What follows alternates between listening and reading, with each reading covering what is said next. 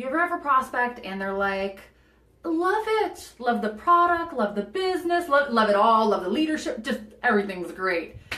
But I think I need to wait for a little bit. Ever had that?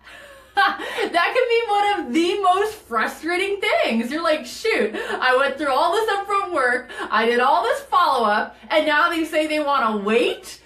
My goodness. So we're going to talk about how do you handle it? What do you do? Not only for, upcoming prospects in the future, but what about people from the past? You got some people that probably told you that before, and now they're just kind of like on the back burner. And what are we going to do with them? How do you respond to future times this may come up? What do you do? What do you say? And how do we move forward? Well, I don't know if you've ever heard this phrase, but for every advantage, there's always an equal disadvantage. So what we want to do is the next time you are sitting there and you're talking with them and you do your whole thing and you're ready for them to rock and roll and they're like, yeah, I'm ready to wait. Find out the reason why they're ready to wait, and then see if in a short period of time while you're sitting there with them and you're talking to them about it, see if you can flip and find the disadvantage in them waiting. So for example, like we do promotions all the time. There's always something fun going on, and usually it's something beneficial to someone brand new getting started. So if we know there's a promo going on, like winning a trip or getting some extra bonuses or whatever the case may be, and you know that if they wait, that promo is going to be over and done with. Like they're not going to even have that as an opportunity up on the table for grabs for them. So, kind of sharing that with them. Hey, yeah, you can certainly wait, but here's what's going on. And, if you're really wanting to, make some extra money for you and your family or get out of debt or whatever their goals are, show them how waiting is actually going to end up hurting them rather than working in their benefit. It was interesting because yesterday I had several different conversations. Oftentimes we talk to people that are in the school, like they're teachers or even if they're students. And, one of the things that I've been hearing lately is that people in those types of positions or in those types of environments, they want to wait till the summer. They want to wait till school's done. They want to wait for all of that. And while that may be fine and dandy because they're thinking, hey, if I wait, I'm going to have more time. I can focus on it. Totally get that. However, with what we do, connections are like pretty important, right? Like that's the foundation that we launch our business from.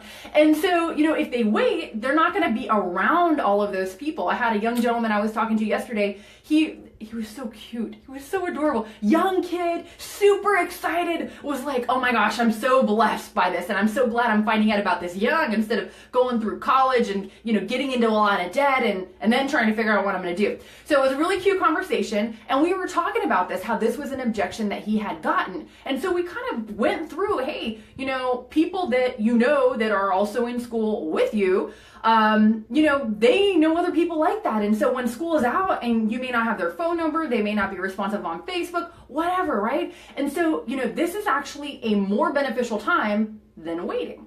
So the next time you are in a situation and your prospect does tell you they want to wait, then, just kind of think on your toes and don't be abrasive or over the top, but just kind of say, I'm just wondering, I totally get that you want to wait and I can see what you're saying about that, but have you considered this? That phrase, have you considered? It's nice because it's not like in their face and it's not, over the top. It's just like, hey, you're just going to throw it out there. And if they see what you see, if they see the benefit of actually moving forward, then you have something going for you. And then you can just go ahead and rock it out and go forward from there with them.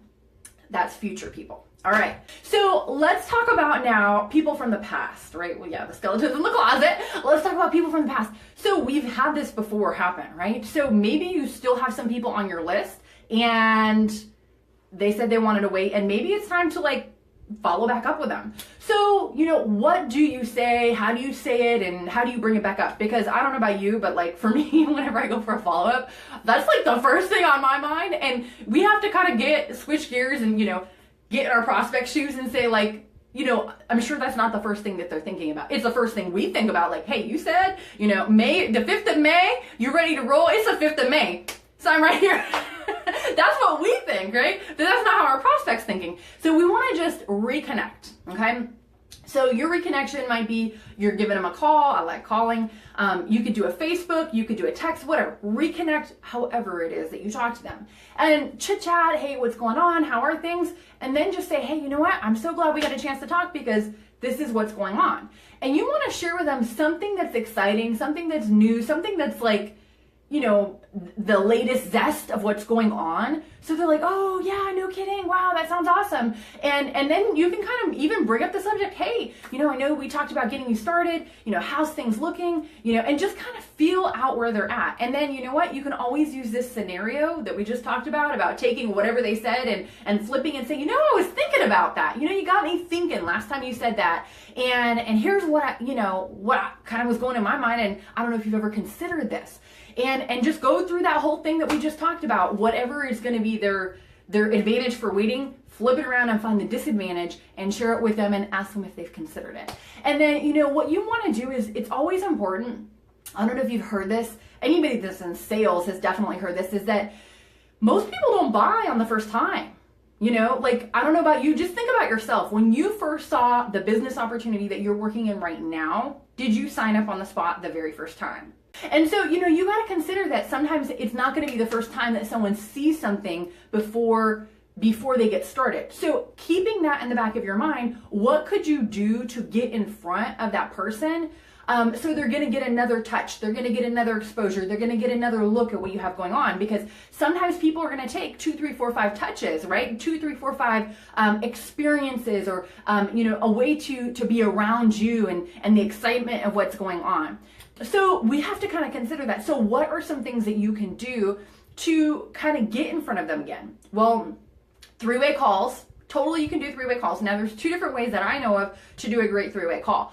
One is on the phone. The other way is, you know, using Facebook. Like, do a messenger chat where it's you, the prospect, and whoever you want to bring into the conversation, and put them all in a group, right? And then you can do a voice chat. Say, hey, you know, so-and-so, whoever the leader is that you want to introduce them to, or perhaps it's somebody that they have a similar story and you just wanted to connect them. Hey, so-and-so, I want to introduce you to prospect Sam. Prospect Sam has been looking at this, and, you know, I shared with him your story. Could you share, you know, a little bit more about what you've seen happen in your life, results on the product or results in the business? And just send a quick voice message, and that person can jump in and say, hey, Sam, so great to meet you. And they're doing the little voice record on their phone. So it's not taking a lot of time, and it's, you know, really non-invasive. Like, anybody can do this, and really they can do it any time of day. So it's very convenient. So that's one different thing that you can do.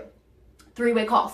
The other thing is, we are in a day and age of Zoom meetings, right? So could you do a Zoom meeting, or, you know, something where you can get them visually in front of something to look at, another person? You can do that same scenario we just talked about, where you're introducing them to a leader or somebody that has a similar story or something that you think would impact them, but you do it on a Zoom meeting. And so basically now it's kind of like this, you see them, they see you, and all 3 of you guys are on there.